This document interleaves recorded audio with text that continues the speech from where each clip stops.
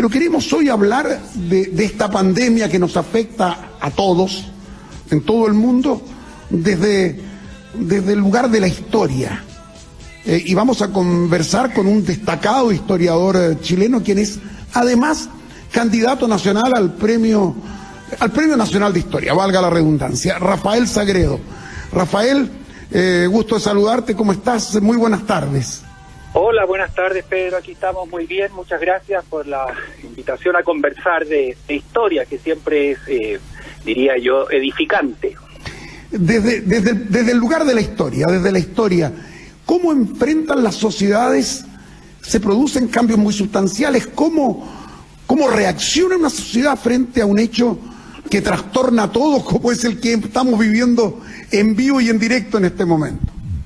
Bueno, mira, pienso que las sociedades en general reaccionan de manera diferente, algunas con temor, otras con sorpresa, otras se sienten desprevenidas e inermes frente al efecto de las pandemias. Hoy día, claro, la globalización, el hecho de que todos estemos conectados hace que la reacción sea más, digámoslo de alguna manera, uniforme, aun cuando los ejemplos que podemos citar muestran que no todos reaccionan exactamente igual. Y sobre las consecuencias que pueden tener, efectivamente pueden ser muchas. Algunos sostienen que logran cambios sociales, políticos, económicos, y otros, la historia, analizando, sostienen que, verdad, más allá del impacto de la coyuntura, las cosas no van a significar un cambio radical. Y ejemplos en la historia puede haber de las dos, ¿me entiendes? Sí. Ahora, lo que sí está claro que las pandemias o las pestes o las enfermedades, etcétera, son un fenómeno recurrente en la historia. Ese es el punto. En la historia de Chile, ¿sí? Están presentes desde que antes de la llegada de los europeos, el famoso chavalongo que afectaba a los araucanos o mapuche, y periódicamente desde el siglo XVI en adelante, ¿cierto?, en la viruela, por ejemplo. ¿Cuáles han sido las pandemias más fuertes que ha enfrentado Chile? Tú planteaste el siglo XVI como punto de partida. ¿En ese momento fue la viruela ya? La viruela aparece ya en el siglo XVI, en 1561, hay registro, y se vuelve a repetir en 1589, 1591, 1610. Francamente es una peste que es reiterativa en Chile, y cada 2 décadas, en el siglo XIX prácticamente cada 1 década. Sí. Oye, muy presente. Rafael, y la pandemia del siglo pasado, la de la Primera Guerra Mundial, para asociarla a un evento histórico, claro, la denominada fiebre española. La fiebre española. ¿Cómo afectó a Chile? Bueno, lo afectó con miles de muertos también, claro, en un contexto de millones de muertos en el mundo. Ahora, tan grave o impactante como el número de muertos, es el hecho que hoy día uno podría comparar y decir, mire, todavía no llegamos ni de cerca a ese número de muertos, afortunadamente, pero cuando se hacen estas comparaciones hay que tener presente que en el pasado tal vez no existía la conciencia sobre el valor de la vida humana, de la dignidad de todas las personas, como sí afortunadamente existe hoy en casi todo el mundo, de tal modo que podrán ser menos muertos, pero a veces incluso en cuantitativamente, pero resulta mucho más impactante por el valor que damos a cada persona, ¿no? Ahora, hay dos cosas. En primer lugar, los recursos médicos y tecnológicos de hace 100 años, casi exactamente, son muy distintos. Y además la repercusión que tiene en este momento es un hecho por la capacidad de comunicarnos instantáneamente, también nos genera efectos muy distintos en nosotros mismos.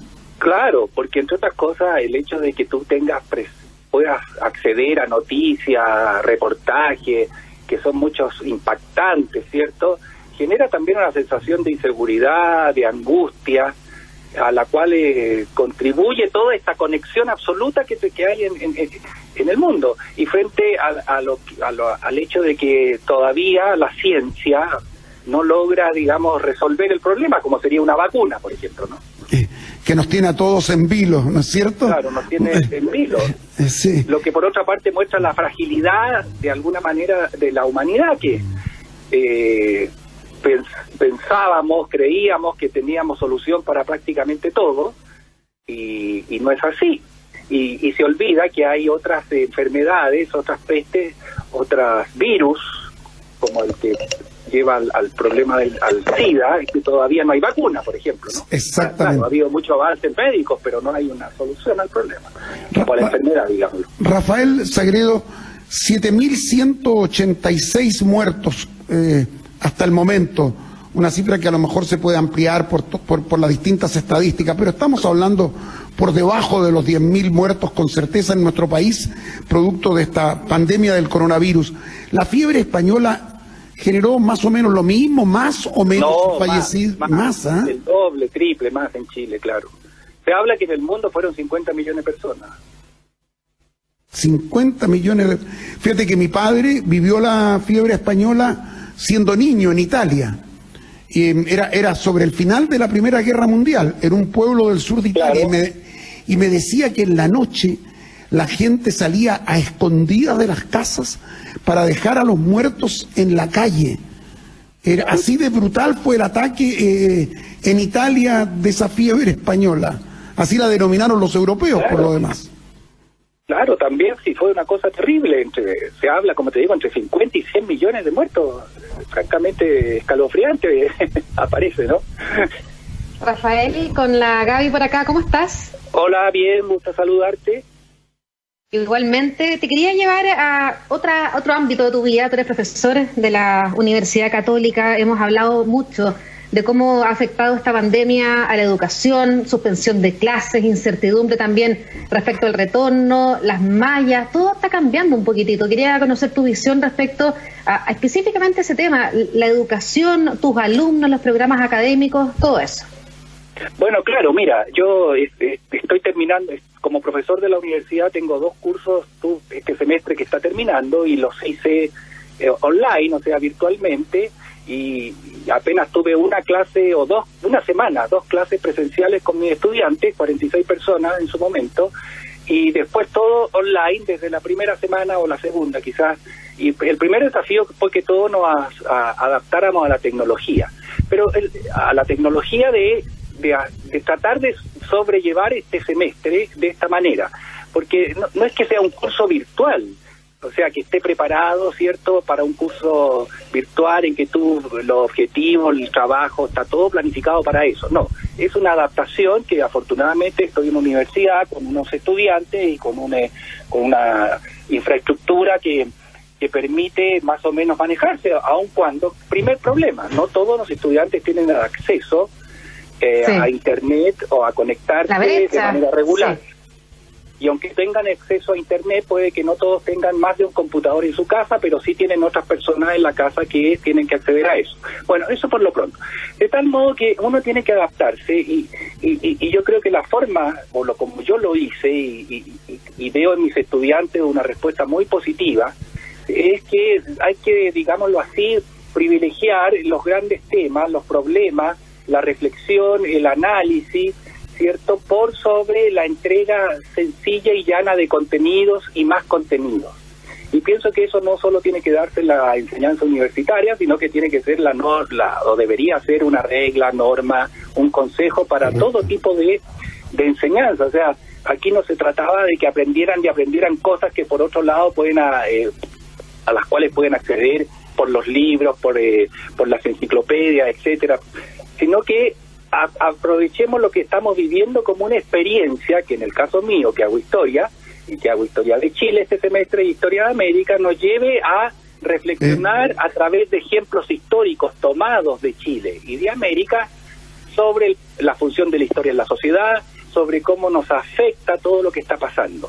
Entonces, creo que ha sido un gran proceso para todos, de adaptación, como se ve en el país en general y en el mundo, y que por otro lado muestra la capacidad de los jóvenes y de la sociedad y de los profesores de asumir desafíos, riesgos, de exponerse, y de estar presente a como dé lugar, tratando de llevar adelante la enseñanza, la comunidad, el aprendizaje, de formar a los estudiantes. Rafael, ¿puedo aprovecharme de tu conocimiento? Aquí en el programa siempre estamos comentando con Pedro, con Pancho, de películas, también de libros. ¿Algún libro interesante, entretenido, de historia que nos puedas recomendar? Bueno, claro, mira, yo recomiendo mucho ahora por lecturas de estos meses, digámoslo así. Hay uno que se llama La República Mortal, y que es sobre el fin de la República en Roma. Y que, aunque parezca que el fin de la República en Roma es un asunto tan lejano al mundo en que vivimos, resulta que si uno lee ese libro, que está en las librerías chilenas, ya, yo sé que las librerías están cerradas, pero existe el delivery de los libros y hay que apoyar a las librerías, ¿cierto? En este libro, La República Mortal, nos enseñan cómo cayó Roma en la tiranía, o sea, nos enseña cómo una sociedad pasa de la república, hoy día diríamos de la democracia, a un régimen autoritario, en este caso en Roma el imperio, la tiranía, ¿cierto? Y entonces es una historia que tú la lees pensando en los siglos del fin de la república, pero no puedes dejar de pensar en el mundo en que vivimos, no solo Chile, sino que el mundo en que vivimos y los problemas que tienen los regímenes democráticos. Y otro libro que también recomiendo mucho últimamente a mis estudiantes, porque en el curso hablamos de libros, es el de Philip Bloom, El motín de la naturaleza, y que es un libro que te explica el efecto que tuvo una glaciación ocurrida a fines del siglo XVI, entre 1570 y el siglo XVII, hasta 1700, y cómo esa glaciación, o sea, el enfriamiento de la Tierra y todo lo demás, significó un estímulo a para la llegada el advenimiento de la modernidad, de la burguesía, de la industrialización y muchos otros fenómenos propios del mundo incluso que vivimos hoy, pero que se vieron acelerados por un fenómeno natural, ¿me entiendes? Como es una glaciación o como es una peste. Rafael, anotados los dos libros. Sí, Rafael, de verdad que nos sentimos honrados conversando contigo, candidato al Premio Nacional de Historia. Me tienes que contar antes de irte, nos queda un minuto, pero cuéntame, ¿cuántos candidatos? ¿Cómo es esto de ser Premio Nacional de Historia? Porque bueno, mira, a más de algún auditor le debe resultar llamativo. Claro. Todavía no sé cómo es, espero saberlo algún día.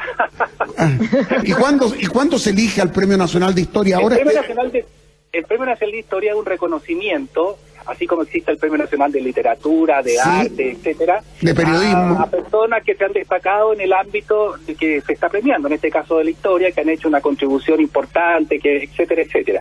Y yo pienso que, bueno, hay tres candidatos más, dos candidatos más y una candidata, y pienso que ya estar nominado, o sea, propuesto por una institución, ya es un honor. Y perfecto. Que todos los que han sido propuestos alguna vez ya deben sentirse muy contentos de estar nominados, y si además logras ser reconocido con el premio, bueno, tanto mejor. Y yo pienso que es muy importante que exista el Premio Nacional de Historia, y quizás es más importante todavía en un año como este, en donde las experiencias que hemos vivido desde el 2019 hasta ahora han hecho de la historia una experiencia fundamental para orientarnos, una experiencia fundamental para formar el criterio, para desarrollar el pensamiento crítico, pero no solo una experiencia, un antecedente donde buscar respuestas a los desafíos a que nos expone nuestra contemporaneidad. Entonces el Premio Nacional tiene la importancia de dar visibilidad a una área del conocimiento que sirve para eso, sirve para vivir. Ese es mi punto. Gracias, Rafael Sagredo. Gentil por atender y por echar este vistazo al tema de las pandemias, un poco al tema de lo que significa la universidad en tiempos de pandemia, y al Premio Nacional de Historia, que es un asunto que también le importa a los candidatos y a nosotros, por supuesto. Gracias. Chao, Rafael. Gracias a ustedes. Adiós. Gracias.